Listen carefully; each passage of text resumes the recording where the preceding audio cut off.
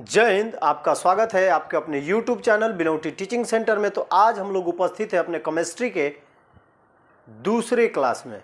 हम लोग अभी पढ़ रहे हैं अपना chapter 3 metal and non metal, धातु और अधातु, जिसमें हम लोगों ने पढ़ लिया है कि धातु क्या है, what is a metal, what is a physical properties of metal, यानी धातु के भौतिक गुण क्या होते हैं, इसके बारे में आप लोगों की क्लियरिटी हो चुकी है। हमारा अभी टॉपिक चल रहा है धातु के रासायनिक गुण, that means chemical properties of metals. जो भी इस चैनल को पहली बार देख रहे हैं, चैनल को सब्सक्राइब करें हैं, और जो चैनल को सब्सक्राइब कर चुके हैं वो ज़्यादा से ज़्यादा वीडियो को अपने सर्कल में शेयर करेंगे। तो चलिए हम लोग आज के इस टॉपिक के अगले पॉइंट को पढ़ते हैं। अभी हमारा जो टॉपिक चल रहा है यानी धातु के रासायनिक गुण, केमिकल प्रॉपर्टीज ऑफ मेटल्स, इसके हम लोग 2 पॉइंट क्लियर कर चुके हैं। पहला ऑक्सीजन से संयोग यानी combination with oxygen, and second जल से अभिक्रिया, that means reaction with water. ये हमारी क्लियरिटी हो चुकी है, जिसमें आप लोगों को मैंने पॉइंट के साथ साथ मोस्ट इम्पोर्टेंट नोट्स भी बताए थे, जिसको आप लोगों को हमेशा अपने माइंड में रखना है प्रिपरेशन करके, ताकि क्वेश्चन कभी भी कहीं से पूछा जा सकता है। हमारा तीसरा पॉइंट है धातुओं के रासायनिक गुण में अम्लों से अभिक्रिया, that means reaction with acids. अम्लों से अभिक्रिया के फलस्वरूप होता क्या है कि जब धातु को किसी अम्ल से अभिक्रिया कराते हैं या धातु को किसी अम्ल में डालते हैं तो वो अम्लों से हाइड्रोजन गैस मुक्त करता है तथा साल्ट बनाता है, यानी लवण का निर्माण करता है। तो चलिए एक बार हम लोग अपने बोर्ड पे नजर डालते हैं। अम्लों के साथ अभिक्रिया, that means reaction with acids. धातुएं प्रायः अम्लों के साथ अभिक्रिया कर अम्लों से हाइड्रोजन गैस मुक्त करता है तथा लवण बनाता है। Metals form respective salts and hydrogen gas when reacting with dilute acid. जब तनु अम्ल के साथ कोई धातु अभिक्रिया करता है तो हाइड्रोजन गैस मुक्त होती है और लवण का निर्माण होता है। ये आपका थर्ड पॉइंट है, हमेशा आप लोगों को याद रखना है। चलिए एक बार हम लोग इक्वेशन की तरफ नजर डालते हैं। हमारा इक्वेशन आप लोगों को दिखाई दे रहा होगा। इक्वेशन है 2Na + 2HCl, यानी 2 molecules of sodium and 2 molecules of hydrochloric अम्ल जब रिएक्ट करता है, रिएक्शन करता है आपस में, तो बनाता है 2 molecules of sodium chloride and hydrogen gas. यानी जब सोडियम को हाइड्रोक्लोरिक अम्ल के साथ अभिक्रिया कराते हैं तो ये सोडियम क्लोराइड तथा हाइड्रोजन गैस बनाता है। तो सोडियम क्लोराइड को मैंने आप लोगों को बहुत बार बताया कि NaCl को पिछले ही चैप्टर में बताया था। हम लोग सोडियम क्लोराइड को सामान्य भाषा में नमक कहते हैं, ये साल्ट होता है। यानी जब कोई धातु किसी एसिड यानी अम्ल के साथ अभिक्रिया करता है तो साल्ट और हाइड्रोजन गैस बनाता है। ये हमेशा अपने माइंड में रखिएगा कि जब किसी भी धातु को हम किसी अम्ल से अभिक्रिया कराते हैं, रिएक्ट कराते हैं, तो वो बनाता है साल्ट एंड हाइड्रोजन गैस। दूसरा है मैग्नीशियम को जब हाइड्रोक्लोरिक अम्ल के साथ अभिक्रिया कराते हैं तो ये मैग्नीशियम क्लोराइड बनाता है और हाइड्रोजन गैस बाहर निकलती है। Zn मतलब जिंक। जिंक जो है जब हाइड्रोक्लोरिक अम्ल के साथ रिएक्ट करता है तो ये बनाता है ZnCl2, यानी zinc chloride and hydrogen gas. यानी जब कोई मेटल किसी एसिड के साथ रिएक्शन करता है तो हमेशा साल्ट और हाइड्रोजन गैस बनाता है। हिंदी में कहेंगे तो धातु जब किसी अम्ल के साथ अभिक्रिया करता है तो अम्ल के साथ अभिक्रिया करने के फलस्वरूप ये बनाता है लवण तथा हाइड्रोजन गैस मुक्त होता है। तो ये आपका थर्ड पॉइंट है, इसको नोट कर लीजिए। दूसरी बात एक और कि जब कोई धातु क्रियाशीलता के अनुसार अधिक क्रियाशील है तो जल्दी रिएक्शन करेगा, और यदि कम क्रियाशील है, देखिए सोडियम अधिक क्रियाशील होता है मैग्नीशियम से, मैग्नीशियम अधिक क्रियाशील होता है जिंक से। यानी जो ज़्यादा अधिक क्रियाशील रहेगा तो वो जल्दी रिएक्ट करता है, लेकिन जो कम क्रियाशील रहेगा वो जल्दी रिएक्ट नहीं करता है, वो धीरे धीरे रिएक्शन करता है। लेकिन कोई भी मेटल जब अम्ल के साथ अभिक्रिया करता है तो हमेशा ही लवण तथा हाइड्रोजन गैस बनाता है। इसको नोट कर लीजिए।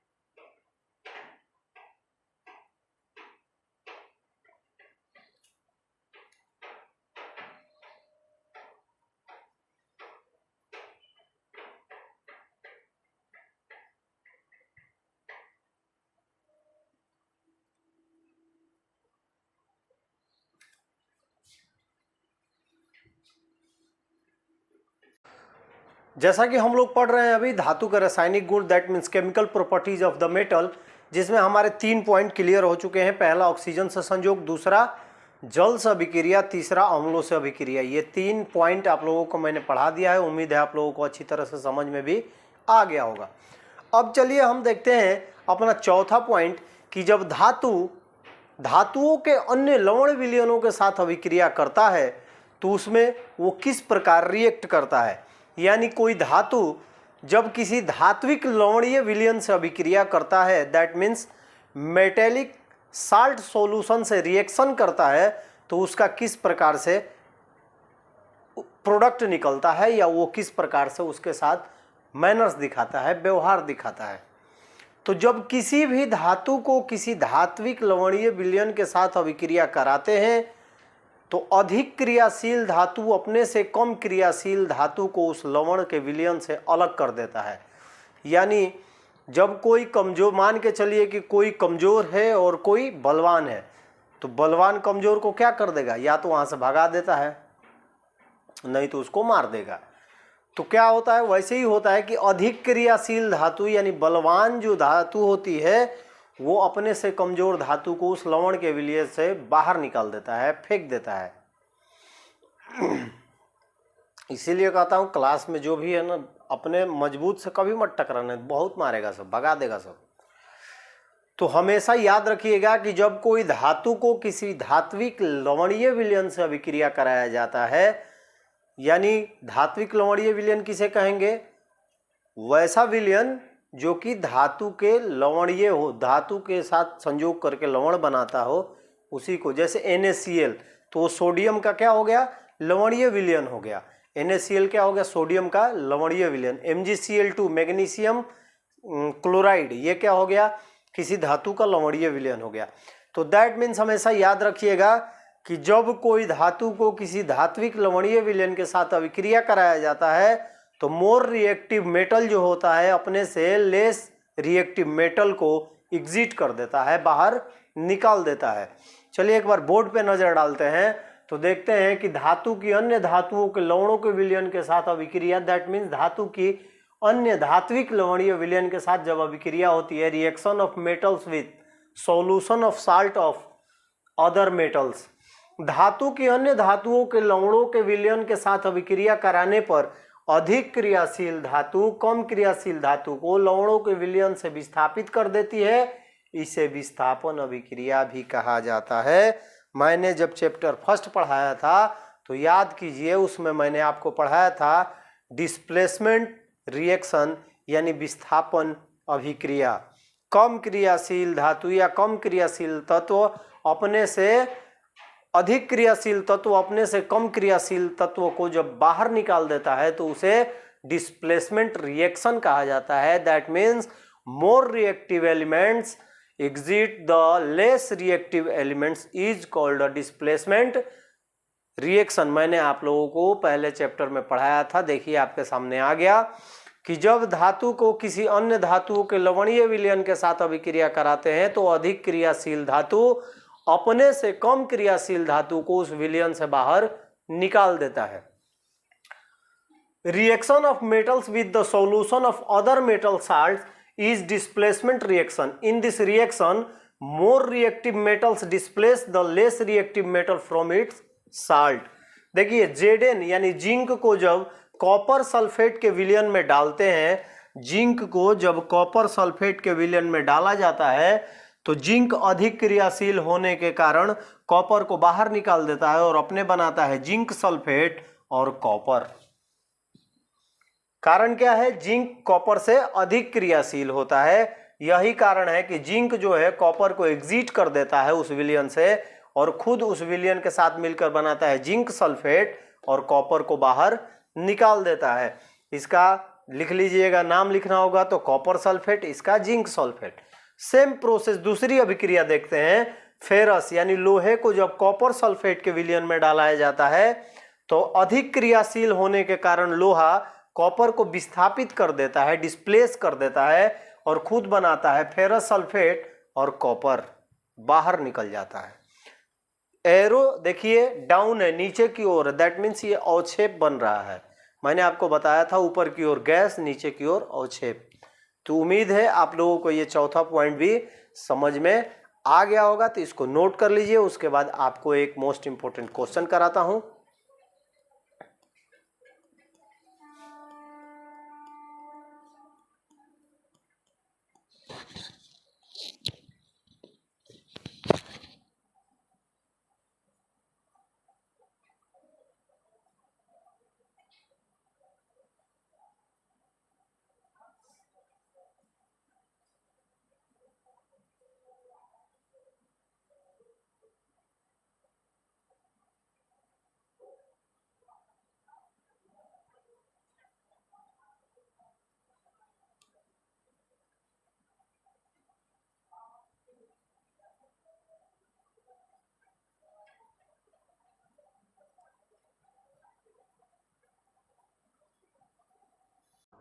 चलिए हम आपके लिए लेके आए हैं मोस्ट इम्पोर्टेंट क्वेश्चन जो आपके एग्जाम में बार बार हमेशा ही पूछा जाता है।